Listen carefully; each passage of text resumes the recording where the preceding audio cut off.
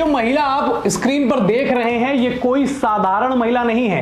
ये है Apple company के मालिक स्टीव जॉब्स की पत्नी, जिनका नाम है लॉरेन पॉवेल जॉब्स। इनका नाम मैं इसलिए ले रहा हूं क्योंकि आज ये सोशल मीडिया पर ट्रेंड कर रही हैं। सोशल मीडिया पर ट्रेंड क्यों कर रही हैं भैया? इनके माथे पर टीका लगा हुआ है, इनके हाथों में फूल हैं, भगवा चोला ओढ़े हुए हैं।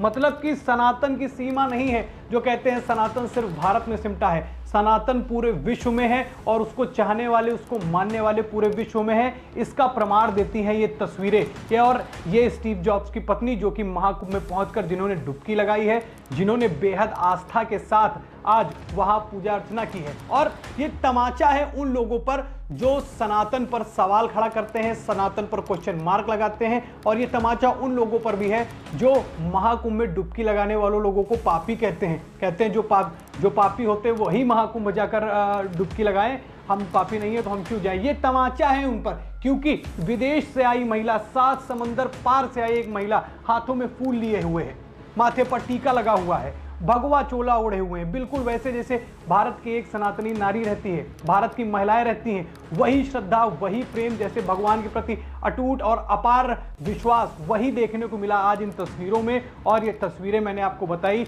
एप्पल कंपनी के मालिक स्टीव जॉब्स की पत्नी है, जो कि महाकुंभ में आकर उन्होंने बहुत बड़ा एक एग्जाम्पल दे दिया है, एक बहुत बड़ा आंसर दे दिया। एग्जाम्पल ये दिया है कि भाई साहब, सनातन को मानने वाले सिर्फ ना भारत में है बल्कि विश्व में है। और साथ ही साथ जैसा मैंने बताया, महाकुंभ पर लेकर टीका टिप्पणी करने वाले, उनके श्रद्धालुओं पर टीका टिप्पणी करने वालों के लिए वो जवाब भी था। स्टीव जॉब्स की पत्नी की ये फोटोज मैं आपको और दिखाता हूं, जो सोशल मीडिया पर बड़ी तेजी से वायरल हो रही हैं और चर्चा का विषय भी है, क्योंकि ये ऐसा दृश्य है ना जिसके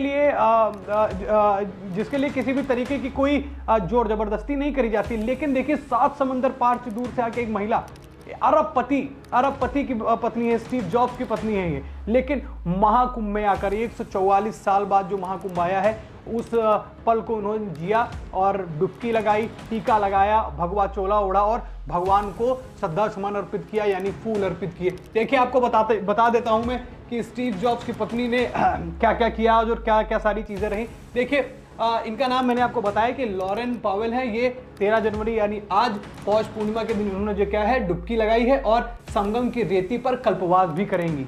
जी हाँ, स्टीव जॉब्स की पत्नी, सुनने में अटपटा लग रहा है, कोई विदेशी महिला कल्पवास क्यों करेगी, लेकिन श्रद्धा है, सनातन के प्रति श्रद्धा है और ये श्रद्धा दिखाती हुई नजर आ रही है ये महिला। इनकी फोटो देख के सब आज स्तब्ध रह गए। देखिए, उनके ठहरने की व्यवस्था कहाँ करी गई है, किसी 5 सितारा होटल में नहीं भाई साहब, उनकी व्यवस्था की गई है निरंजनी अखाड़े के आचार्य महामंडलेश्वर स्वामी कैलाश नंद के शिविर में।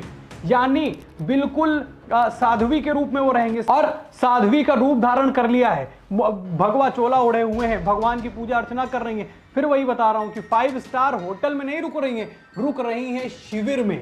यानी ऐसी अटूट आस्था 7 समुंदर पार, वो भी किसी अरबपति की पत्नी करे, तो वाकई ये मानना तो पड़ेगा कि सनातन में शक्ति है, सनातन में ताकत है, तभी तो उनको यहाँ पर वो खींच कर लेकर आया है। और हमारे ही देश कुछ ऐसे लोग हैं जो महाकुंभ पर सवाल करते हैं, सोचने का विषय है उन लोगों के लिए।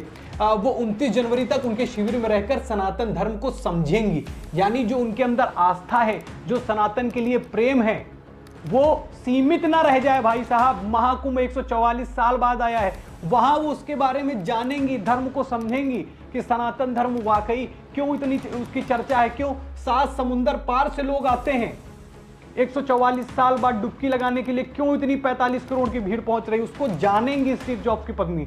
अब आप सोच रहे होंगे इनके जानने ना जानने से क्या मतलब है। वही ये, क्योंकि हमारे देश में ऐसी मानसिकता फैला दी गई है, महाकुंभ में जाओगे तो खो जाओगे। एक 7 समुंदर पार से अरबपति एप्पल कंपनी के मालिक की पत्नी आती है और एक ऐसा एग्जाम्पल सेट करती है और ऐसा बिना बोले उन कट्टरपंथियों को और महाकुंभ पर सवाल उठाने वालों को जवाब देती है कि क्या ही कहने। बस उसमें आवाज तो नहीं है, लेकिन ताकत बहुत ज्यादा है। देखिए, अब मैं एक बार फिर से आपको तस्वीरें दिखाता हूं, आप ये तस्वीरें दोबारा देखिए। ये अरबपति महिला है, इनको आप जब देखेंगे तो आप भी स्तब्ध रह जाएंगे। ये जो आप देख रहे हैं, ये है रुद्राक्ष माला। जी हाँ, ये रुद्राक्ष माला पहने हुए हैं, ये आपको दिख रहा होगा।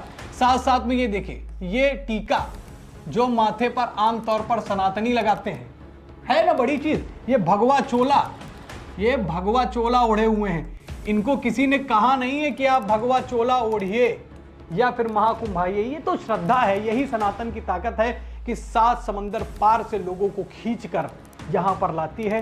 और वाकई मैं तो कहता हूं ये ऐसा समय है और ऐसा जवाब है उन लोगों के लिए जो महाकुंभ पर राजनीति कर रहे हैं, महाकुंभ पर जाने वाले श्रद्धालुओं के प्रति उनको पापी जैसे शब्दों से संबोधित करते हैं। उनके लिए ये महिला की फोटो और उनकी आस्था, उनका सनातन के प्रति प्रेम, जो झलकता हुआ प्रेम नजर आया, उसने आज कई लोगों के मुंह पर ताला लगा दिया होगा। मैं भी हैरान था कि वाकई क्यों लोग ऐसा कर सकते हैं जिनको किसी चीज की कमी नहीं, ऐशो आराम की जिंदगी जी सकते हैं, लेकिन प्यार अटूट है सनातन के प्रति कि 7 समंदर पार से उनको उत्तर प्रदेश में होने वाले महाकुंभ में लेकर आई है, प्रयागराज में लेकर आई है। और ना सिर्फ आई है बल्कि देखिए कैसे साधारण जीवन जी रही हैं, शिविर में रुकेंगी, जानेंगे सनातन धर्म के बारे में, पूरा वही वेश धारण कर लिया है, साध्वी बन गई हैं। बहुत बड़ी बात है ये वाकई। मैं इसीलिए इस बात को ज्यादा बढ़ा चढ़ाकर भी बोल रहा हूं क्योंकि हमारे देश में ही महाकुंभ को लेकर, सनातन को लेकर लोगों के प्रति कैसी मानसिकता भरी जाती है। देखिए 7 समंदर पार से एक महिला आती है जिसको किसी भी चीज की जरूरत नहीं है, लेकिन सनातन के प्रति अटूट प्रेम, अटूट विश्वास, अटूट आस्था, उसी का प्रमाण दे रही हैं ये तस्वीरें। आपको कैसा लगा स्टीव जॉब्स की पत्नी का ये रूप, उनका ये वेशभूषा और उनकी सनातन के प्रति आस्था? और क्या ये तमाचा है उन कट्टरपंथियों पर? क्या ये तमाचा है उन लोगों पर जो महाकुंभ पर सवाल उठाते हैं और महाकुंभ के श्रद्धालुओं को पापी कहते हैं? अपनी राय हमसे कमेंट में बताएं, खबर लोगों तक शेयर करें। हर सनातनी, हर भारतवासी के पास ये वीडियो या तस्वीर जानी जरूर चाहिए। अब फिर से दोबारा मुलाकात करेंगे महाकुंभ के किसी नई अपडेट के साथ। फिलहाल आज की खबर में इतना ही, तब तक के लिए धन्यवाद।